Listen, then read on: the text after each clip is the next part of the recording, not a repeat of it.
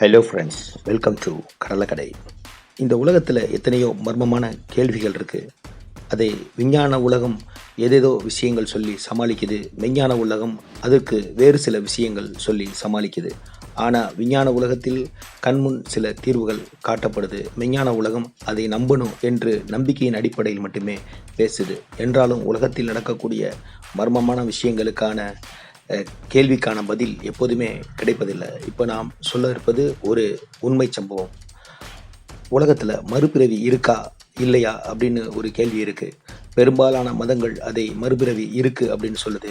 வேறு சில மதங்கள் மறுபிறவி என்பதெல்லாம் கிடையாது, இறந்ததற்கு பிறகு அவருடைய நன்மை தீமை அடிப்படையில் சொர்க்கமோ நரகமோ போவாங்க அப்படின்னு சொல்லுது. மதங்களை பற்றி ஆராய்ச்சி அல்ல நம்முடைய பிறவி இருக்கா இல்லையா என்பதே நம்முடைய கேள்வி. மறுபிறவிக்கு ஆதாரமாக ஒரு சம்பவம் சொல்லப்படுது. இது முழுக்க முழுக்க உண்மை சம்பவம், எதுவும் கற்பனை அல்ல. அது என்ன சம்பவம் என்பதை தெரிந்து கொள்ள நீங்கள் இந்த காணொலியை முழுமையாக பார்க்க வேண்டியது அவசியம். செய்திகள் மற்றும் தகவல்களின் அடிப்படையில் இந்த சம்பவத்தை நாங்கள் உங்களுக்கு சொல்கிறோம். சம்பவம் என்ன என்பதை தெரிந்து கொள்வதற்கு முன்னாடி கடலக்கடை சேனலை முதல் முறையாக பார்க்கக்கூடிய நண்பர்கள் நம்முடைய சேனலை சப்ஸ்கிரைப் செய்து கொள்ளுங்கள். அருகில் உள்ள பெல் ஐக்கானை அழுத்தி ஆல் என்று கிளிக் செய்து கொண்டால் நாங்கள் போடக்கூடிய ஒவ்வொரு காணொலியும் உங்களை வந்து அடையும் என்று தெரிவித்துக் கொண்டு, இந்த காணொலி பற்றிய கருத்துக்களை கமெண்ட் செக்ஷனிலே சென்று பதிவிடுங்கள் என்று கேட்டுக்கொண்டு வாருங்கள் நிகழ்விற்கு செல்வோம்.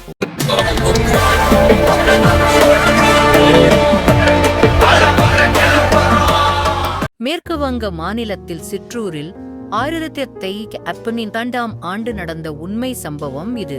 இந்த கிராமத்தைச் சேர்ந்த 18 மாத பெண் குழந்தையான சுக்லா குப்தா திடீரென்று ஒரு தலையணையை மடியில் எடுத்து வைத்து ஒரு குழந்தையை கொஞ்சுவது போல கொஞ்சி விளையாட தூங்கினார்.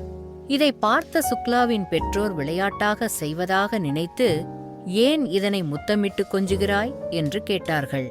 உடனே சற்றும் தாமதிக்காத சுக்லா சொன்ன பதில், இது என்னுடைய செல்ல குழந்தை என்று. குழந்தை விளையாட்டுத்தனமாக இப்படி சொல்கிறது என்று நினைத்தனர் சுக்லாவின் பெற்றனர். சுக்லாவிற்கு 3 வயதான போதுதான் உண்மையாகவே அந்த தலையணையை தனது குழந்தையாக நினைத்து வாழ்கிறது என்று புரிந்து கொண்டார்கள். இதற்கு பின் நடந்ததுதான் சுக்லாவின் பெற்றோருக்கு மிகப்பெரிய அதிர்ச்சியை தந்தது. சுக்லா மேலும் அதிர்ச்சி தரும் பல விஷயங்களை பேசினார். சுகுலா தனது பெயர் மனா என்றும், அவளுக்கு கணவர் உள்ளார் என்றும், அவர்களுக்கு ஒரு குழந்தை உள்ளது என்றும், குழந்தையின் பெயர் மெனு என்றும் கூறினாள். அது மட்டுமில்லாது அவளது கணவருக்கு 2 சகோதரர்கள் இருக்கிறார்கள் என்றும், ஒருவர் பெயர் கேட்டு என்றும், இன்னொரு பெயர் கருணா என்றும் குறிப்பிட்டார். மேலும் தனது ஊர் ரத்தாலா என்று தெரிவித்தார். இத்துடன் விட்டிருந்தால் பரவாயில்லை, தனது கிராமத்திற்கு தன்னை அழைத்துச் செல்லுமாறு வற்புறுத்த துவங்கினார். இது சுக்குலாவின் பெற்றோருக்கு மிகப்பெரிய அதிர்ச்சியாக இருந்தது. சுக்லா கூறிய ரத்தாலா என்கின்ற ஊர் அவர்களுடைய ஊரிலிருந்து சுமார் 20 கிலோமீட்டர் தொலைவில் இருந்தது. இப்படி ஒரு ஊர் இருப்பது அவளது பெற்றோருக்கே தெரியாது. இந்த சின்ன குழந்தை சொன்னதற்கு பிறகுதான் அப்படி ஒரு ஊர் பக்கத்தில் இருக்கிறதை அவர்கள் தெரிந்து கொண்டார்கள். இது அவர்களுக்கு மிகவும் குழப்பமாக இருந்தது. இதனால் சுக்லாவின் தந்தை அருகில் இருக்கக்கூடிய ரத்தாலா ஊருக்கு சென்று உண்மையானவற்றை விசாரித்து தெரிந்து கொள்வோம் என்று ரத்தாலாவிற்கு சென்றார். ரத்தாலாவில் அவர் சென்று விசாரித்த போது அந்த ரத்தாலா கிராமத்தில் கேட்டு என்பவர் வாழ்ந்து வருவதையும் தெரிந்து கொண்டார்கள். அதற்பின் கேட்டுவை சந்தித்த சுக்லாவின் தந்தை விசாரித்த பொழுது கேட்டு சொன்னார், தனக்கு மனா என்கின்ற பெயரில் அண்ணியும் அவருக்கு மினு என்ற ஒரு குழந்தையும் இருந்தது என்று சொன்னார். இதை கேட்டு வியப்புற்ற சுக்லா தந்தை சுக்லாவை அந்த குடும்பத்தினரோடு சந்திக்க வைப்பதுதான் சரியாகும் என்று முடிவு செய்து 1959 ஆண்டு சுக்லாவை அழைத்துக் கொண்டு ரத்தாலா சென்றார். அங்கு சென்றதும் குறிப்பிட்ட வீட்டை நோக்கி வேகமாக நடந்தாள். சுக்லா வழித்தடம் அவளுக்கு நன்கு பழக்கப்பட்டது போலவே இருந்தது. ஆனால் இதற்கு முன்னொரு முறை கூட சுக்லா ரத்தாலாவிற்கு வந்ததே இல்லை. குறிப்பிட்ட வீட்டை அடைந்த சுக்லா அங்கிருந்த அனைவரையும் நன்றாக அடையாளம் தெரிந்தவளைப் போல சகஜமாக பேசத் தொடங்கினாள். குறிப்பாக அவரது கணவரின் தம்பியை கருணா என பெயர் சொல்லி அழைத்த விதம் அங்கிருந்த அனைவரையுமே வியப்புற செய்தது. கருணா என்பது அவரின் இயற்பெயர். வீட்டில் உள்ளவர்களுக்கு மட்டுமே தெரியும். கருணாவை அனைவருக்குடு என்ற அவருடைய புனைப்பெயரில்தான் அழைப்பார்கள். இயற்பெயரான கருணாவை சொல்லி சுக்லா அழைத்ததும் அந்த குடும்பமே அதிர்ச்சியானது.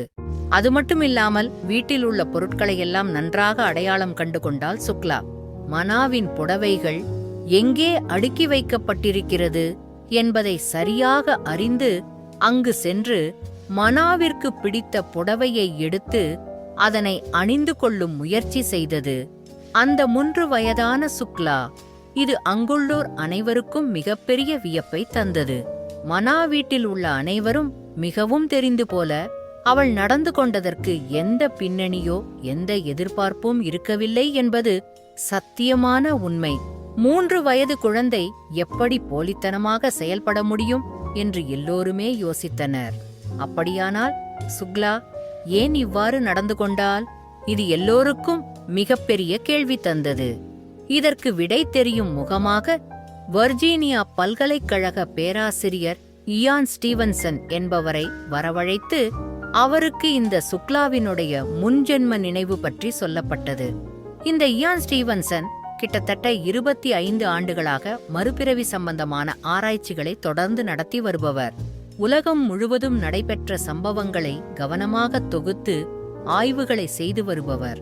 குறிப்பாக பெண் குழந்தைகள் எவ்வாறு தங்கள் முற்பிறவி நினைவுகளை கொண்டிருக்கின்றனர் என்பதை தெளிவாக பதிவு.